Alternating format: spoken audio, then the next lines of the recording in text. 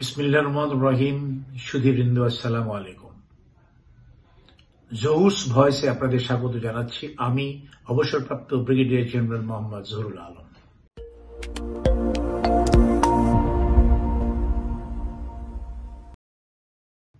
ভারতীয় প্রাক্তন সেনা কর্মকর্তার বাংলাদেশ বিরোধী অধ্যুত্বমূলক প্রচারণা, এই বিষয়টি নিয়ে আমি আজকে আলোচনা করতে যাচ্ছি। ভারতের হিন্দুস্তান টাইমস গত 5 ডিসেম্বর 2024 তারিখে বাংলায় একটি প্রতিবেদন প্রকাশ করেছে, যার শিরোনাম বাংলাদেশ ভেঙে হিন্দু দেশ, ফর্মুলা বাতলে দিলেন প্রাক্তন সেনা কর্মকর্তা। প্রতিবেদনে বলা হয়েছে যে ভারতীয় অবসরপ্রাপ্ত একজন মেজর জেনারেল নাম জিডি বক্সি সোশ্যাল মিডিয়ায় বাংলাদেশের একটা মানচিত্র পোস্ট করেছেন।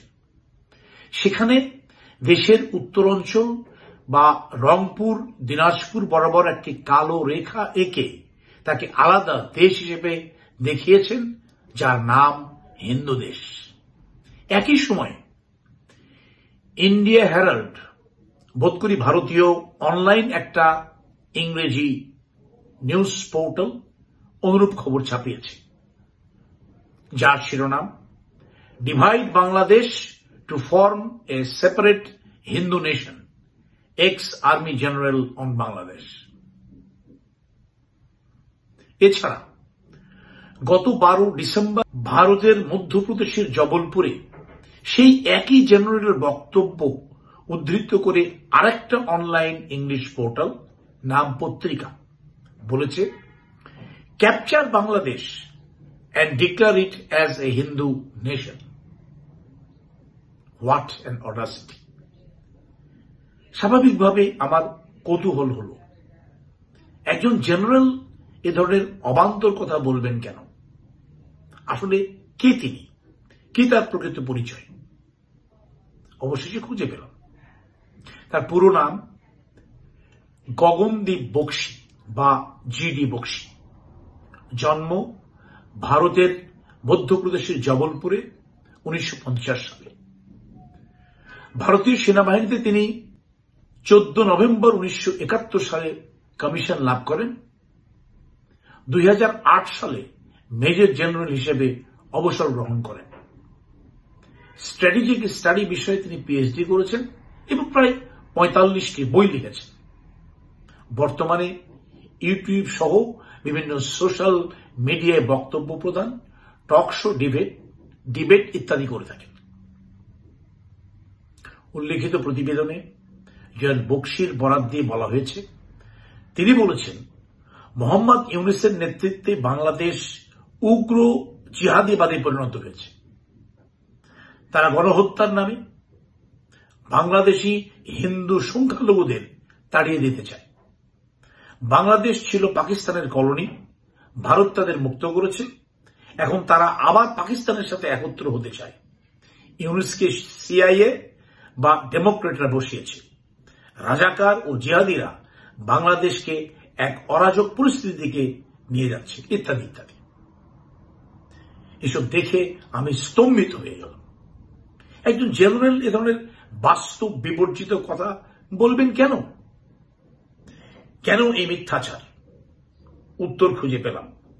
উইকিপিডিয়া তার সম্পর্কে লিখেছে, Bakshi has promoted fake news and misinformation on multiple occasions. He often appears on Republic TV, where his analysis is usually criticized by other journalists for having a strong bias favoring the ruling government's agenda.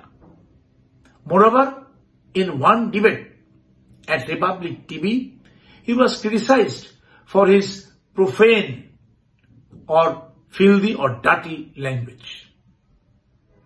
সুতরাং আমাদের বুঝে নিতে অসুবিধা হবার কোনো কারণ নেই যে জেনারেল বক্সি ভুল তথ্য পরিবেশন ও মিথ্যাচার ও অসত্য বিষয় মিডিয়ায় প্রচার করে মোদী সরকারের আস্থাভাজন হবার চেষ্টায় আত্মনিয়োগ করেছেন। বিভিন্ন মিডিয়ায় তার বক্তব্য রয়েছে, আপনারা দেখতে পারেন। তার কথাবার্তা, আচরণ ও বক্তব্য উপস্থাপনায় 100% ভুল ও অসত্য তথ্যে ভরা। তাছাড়া তার ইউজ অফ ডার্টি বা ঘৃণ্য ল্যাঙ্গুয়েজ ইজ টোটালি অগ্রহণযোগ্য এবং বোধ করি unbecoming of an officer or to talk about a general. If Major General Bakshi represents the standard of President Generals of Indian Army, then I must say God saves Indian Army.